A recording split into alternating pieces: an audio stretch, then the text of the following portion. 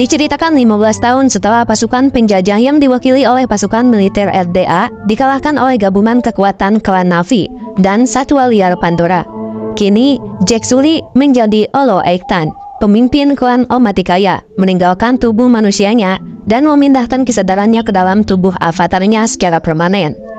Jack dan Neytiri telah menemukan kebahagiaan mereka dalam membesarkan keluarga mereka sendiri, termasuk putra mereka Neteyam dan Noak, serta putri Kiri dan Tuktiri. Kiri adalah putri angkat mereka, dan dia lahir dari tubuh avatar Poma Dr. Grace Augustine. Anak-anak tersebut ditemani oleh saudara angkat lainnya, yaitu Mayu Sokoro, alias Laba-Laba atau Spider, yang merupakan anak dari mendiang Kolonel Quaritch. Spider tidak dipulangkan karena cryo sleep untuk anak-anak tidak memungkinkan, dan dia pun dibesarkan di Pandora bersama anak-anak Sully. Meskipun Jack telah menerimanya sebagai anak angkat mereka, Neytiri merasa sulit untuk mempercayainya karena latar belakang orang tuanya. Namun, Spider merasa lebih nyaman dengan gaya hidup Na'vi saat ini, dan ia juga merasa bersalah atas tindakan ayahnya dulu. Selama tinggal di hutan, Jack dan Neytiri mengajarkan anak-anaknya kemampuan bertahan hidup, mulai dari berburu sampai dengan bertarung. Sampai suatu malam, terlihat Jack Sully dan Neytiri yang sedang berdua menatap langit, tiba-tiba melihat kilauan cahaya yang turun. Dan ternyata, itu adalah bangsa manusia yang hendak turun ke planet Pandora. Kedatangan itu pun membuat hutan yang ada menjadi rusak. Semua hewan berlarian, bahkan ada yang terbakar. Kemudian setelah itu, keluarlah pasukan yang dinamai Research Development Administration, atau disebut dengan FDA. Mereka keluar dengan peralatan tempur dan beberapa alat berat lainnya.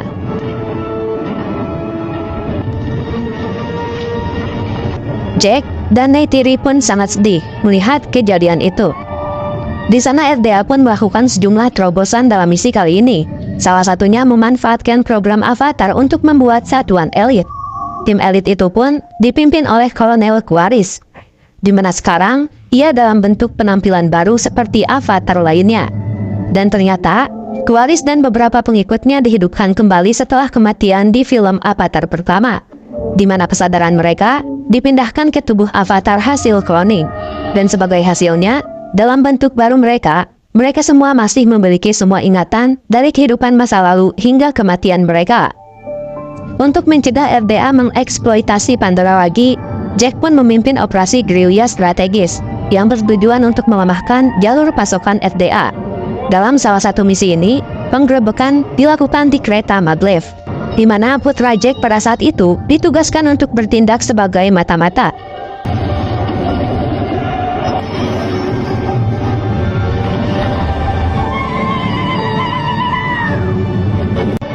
Loak, yang sangat ingin membuktikan dirinya pada sang ayah, tidak mematuhi perintah itu, dan ia pun mencoba membantu dalam pertempuran. Namun sayang, tiba-tiba muncul satu pesawat dari pasukan RDA. Ia pun kemudian menembakkan sebuah rudal ke arah pasukan Jack, dan ternyata tembakan tersebut pun mengenai putranya yang bernama Neteyam. Jack pun kemudian membawanya pulang. Lalu setelah sampai di markas persembunyian, Jack pun memarahi anaknya tersebut. Scene lalu memperlihatkan Quaritch yang menuju ke sebuah tempat, di mana tempat tersebut merupakan markas RDA terbesar di planet Pandora, dan tempat tersebut juga dilengkapi dengan berbagai senjata canggih.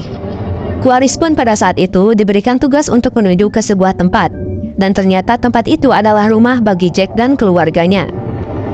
Sementara itu, anak-anak Jack yang sedang bermain, ia tidak tahu bahwa pasukan Quaritch pada saat itu sedang menuju ke tempat mereka. Dalam perjalanan, pasukan Quaritch sempat melihat sebuah bangkai pesawat, dan ternyata itu merupakan pesawat yang 15 tahun lalu digunakan oleh mereka untuk menyerang Pandora. Quaritch pun melihat tengkorak dirinya yang telah mati akibat terkena sebuah anak panah. Anak-anak Jack melihat sebuah jejak kaki, dan kemudian ia mengikuti jejak tersebut.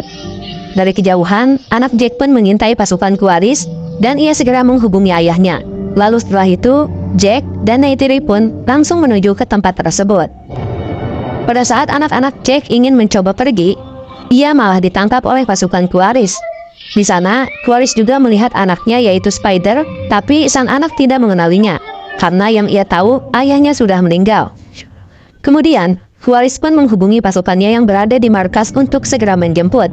Ia juga sempat mengambil memori dari pesawat yang dulu pernah ia pakai, di mana memori itu berisi video yang menunjukkan dirinya terkena sebuah anak panah dari Neytiri. Di saat itulah, Spider, anaknya juga melihat video tersebut.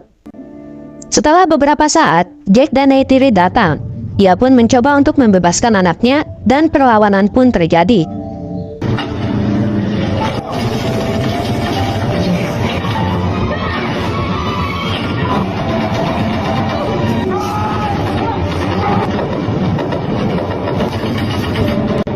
Setelah semuanya melarikan diri, tiba-tiba Quaritch menembak sebuah bom, dan itu membuat putranya Spider terjatuh. Setelah itu, Quaritch pun membawa anaknya itu ke dalam pesawat. Di dalam pesawat, Spider dikurung di dalam sebuah ruangan dengan kaca anti peluru, sehingga ia pun tak bisa keluar. Tak lama kemudian, Spider pun diinterogasi dan ditanyai beberapa pertanyaan, terutama mengenai tempat tinggal Jack saat ini. Namun, ia tidak mau bicara sama sekali. Sampai kemudian, ayahnya pun mematikan alat interogasi tersebut dan mencoba untuk berbincang santai dengannya untuk pelan-pelan memengaruhinya. Di lain sisi, Jack dan keluarganya pergi meninggalkan rumahnya, yaitu di suku Omaticaya, karena mereka merasa target Quaritch datang ke tempat tersebut adalah ia dan keluarganya.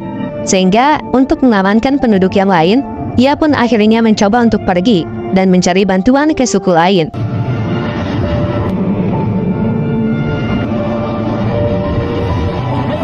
Singkat cerita, Jack dan keluarganya pun sampai di klan air, yaitu Metkayina. Sekedar informasi, menurut beberapa sumber, klan Metkayina ini terinspirasi dari suku Bajo yang ada di Indonesia. Klan ini hidup berdampingan dengan laut, tinggal di desa Awaatu, dan rumahnya dibangun di sela-sela akar pohon raksasa seperti bakau. Tentu perbedaan yang sangat mencolok terlihat di antara Metkayina dan Omaticaya. Selain berbeda tempat tinggal yaitu di pegunungan dan di laut, warna kulit dari anggota klan ini juga berbeda. Terlihat saat kedatangan Jack, para anggota klan mengerumuninya karena warna mereka yang berbeda. Kulit mereka tampak lebih hijau daripada biru pekat. Selain itu, klan Metkayina juga memiliki postur tubuh yang lebih besar. Mata mereka juga lebih besar dan berwarna biru, bukan kuning seperti Omaticaya. Lengan dan kaki mereka telah melebar di bagian bawah, hingga memiliki struktur seperti sirip, dan ekornya melebar berbentuk seperti dayung untuk berenang dan tidak memiliki seberkas rambut di ujungnya seperti klan Omaticaya. Tak lama kemudian datanglah anak ketua suku yang bernama Sireya, dan kemudian disusul ayahnya sang ketua suku yang bernama Tonowari. Meskipun kedatangan Jack sempat menimbulkan perdebatan karena perbedaan bentuk tubuh yang sangat mencolok di antara mereka berdua. Namun karena sifat berperi keavataran, mereka semua pun pada akhirnya mengizinkan keluarga Jack untuk tinggal di klan tersebut. Di hari pertama tinggal di suku tersebut, Jack dan keluarganya sangat kagum melihat keindahan bawah laut yang dimiliki oleh Metkayina.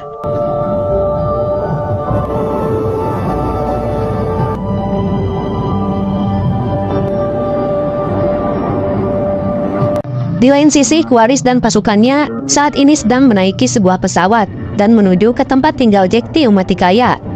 Sementara itu, di tempat baru, anak-anak Jack kini diajari Sireya menunggang hewan laut yang bernama Ilu. Namun saat hewan itu melaju, dengan cepat tangannya terlepas dan mereka pun gagal.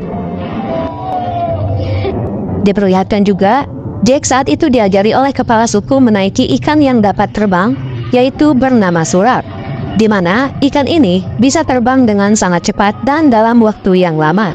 Selain itu, ikan terbang ini juga sangat ganas dan tidak sembarangan orang bisa menaikinya.